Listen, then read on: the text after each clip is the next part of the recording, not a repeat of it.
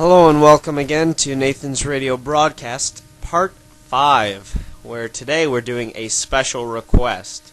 I cannot give out names who requested this, and if you wish to disagree with their mentality of telling me to do this, well, too bad for you. Today we're going over a very touchy subject, which would be the Three Little Pigs. And today I have a friend in the studio. He's actually my neighbor. Hold on, I gotta get that. Hey! How's it going? Pretty good. Yeah, you ready to come in and tell your story? Yes, I am. Alright, good. I gotta go hit the donut shop before it closes. We should have a sound effects guy coming in like, a couple minutes or so, I'll see you later. Alright, bring me back a jelly donut. Alright. With the chocolate and the frosted sprinkles. Alright, you betcha. Alright, bye. Okay, so where's the sound effects guy? Hey, what's it going? Who are you? I'm the sound effects guy. Okay, your name? Tim. No. Javier. Javier. Yes, your name is Javier. Alright. Okay. Well, little children. No, don't be stupid. Okay. Now I'm gonna tell you the way the Three Little Pigs actually went. Okay, what is that? Just rewinding the tape. For what? You're gonna restart, right? Sure. Javier. Okay. So, the way it actually went was, well, you see, the Three Little Pigs were... Really? Are you just the entire story, or you're going to interrupt me? Just the pigs. The entire story? Just the pigs. Fine. Just the sound effects guy. Gosh. So You know how hard it is? Very hard. Tell me, how hard was it? Very hard. How? How is it hard? B-E-R. Very hard. Okay. I guess. Better. Go on. No one's stopping you. This is a very nice studio. I don't know why they can't afford sound effects on the computer, but that's a different story.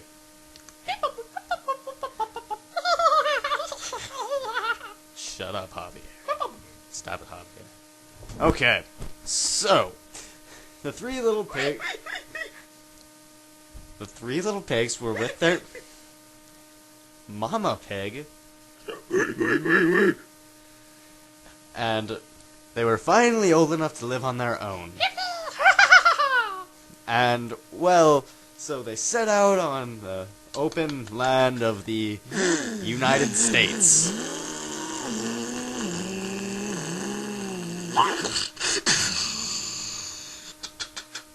Where the skies are always blue and the grass is always an orangey gold. And so... then they start, and they can't find houses to buy, so they have to go build their own. You see a house? And so on their way, they all got into an argument and decided not to live with each other. So they all decided they were going to live in different places and come together for Thanksgiving and Christmas and all that stuff. And, well... so, the first one goes, and he's all looking for supplies and stuff, and he comes across this shady fellow selling straw. The straw, so he bought it for $500 and took it back to his house and somehow managed to make himself a house out of it. Somehow. And so he builds his house, and then it cuts to his brother Johnny.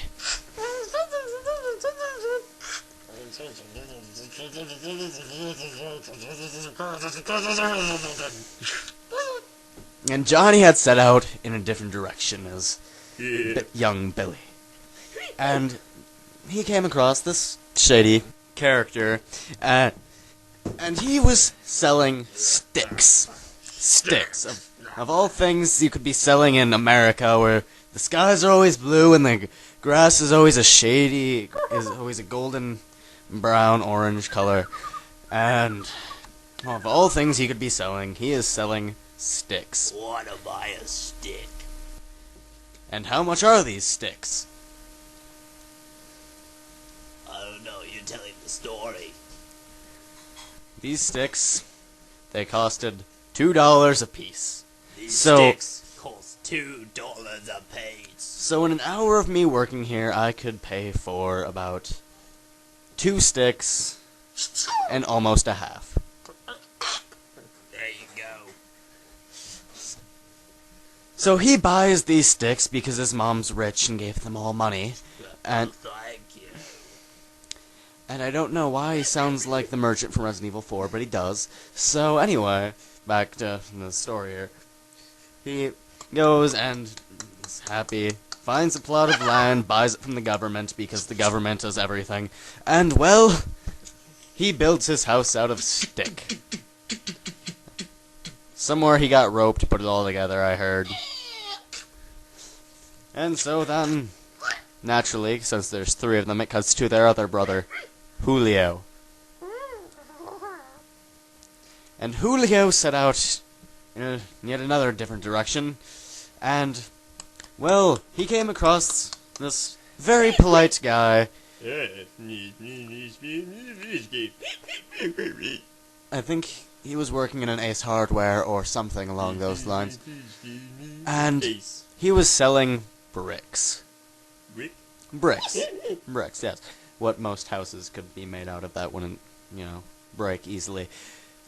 So anyway, he's selling bricks. So he buys these bricks, goes out, buys a plot of land from the government, just like both of his brothers, and so then he goes and he builds his house and he's all happy. And his house is most excellent and happy and great. Shiny! Yes, very shiny too, I guess. Maybe he put some gold in the bricks. Gold! Gold! And so then he goes and it cuts to this character wearing a black robe walking through walking through and making these howling noises. Excuse me. And this character is very mysterious until he comes across this house made of straw. Straw! And so he throws the black cloak off of him, and we find the main villain of our adventure. And he is the big bad wolf. I'm the big bad wolf, as the narrator clearly stated. He's a very scary person. And, well, you see, he goes and goes in front of the house, and he's all like, and knocks on. I'm gonna huff and puff and roll this house down. The stupid puffer. And it blows the straw all over the countryside. And then he goes and finds the pig in his room sleeping. But he woke him up. And he runs to his brother's house because he knows where it's at suddenly. And goes and gets into his house and they're all afraid. And then he goes. And then they decide that they should hide together. So they do. But they're not good enough. So the big bad wolf comes and he blows the stick house all over the countryside and finds the 2 pigs hiding together. So they run to their brother Julio's house and they come in and they slam the door open and Julio's like, "What are you doing here?" And they're like, "There's this wolf and he's chasing after us." So they slam the door closed and they lock the doors. And they go and they hide. And then the big bad wolf comes and... Wait a minute. I'm not done locking the door yet.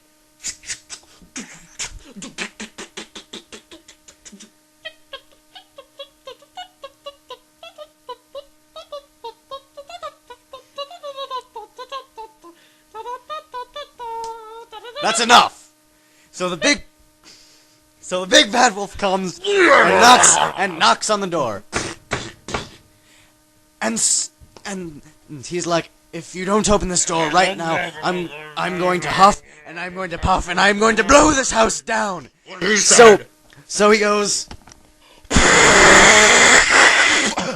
But something happens. It's not the same as the others. It doesn't work. It doesn't work. So he goes and he tries again. And it doesn't work again. And they're all sitting in there by the fire, all warm and cozy, laughing at the wolf. So the wolf climbs up a tree next to the house and gets onto the roof. And decides that he's going to jump in through the chimney. So he does, but he lands in the fire. One really long chimney, and now he's in the fire.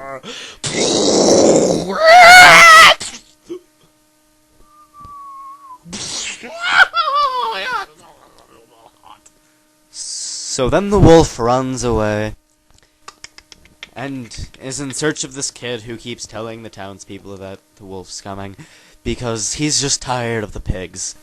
And so, children, that concludes the epic tale of the three little pigs. Hello? It's me behind the door. Okay, hold on. Yeah, I got to go. Bye. Bye, Javier.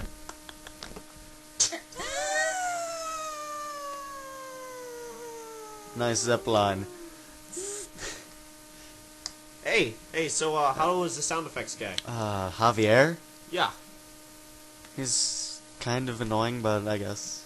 Alright, well, this concludes our regular broadcast of Nathan Radio Broadcast Part 5. Tune in next time to hear somebody different. Wait, did you bring me my donut? I'm sorry, when I went there, it was very peculiar. A bunch of pigs took over the place and were eating all the donuts. Oh. Very odd. Very. Well, Alright, all this has been brought to you by me because I like my radio show. Well, bye. Bye. Bye. And, everyone just have a safe and wonderful day. Thank you.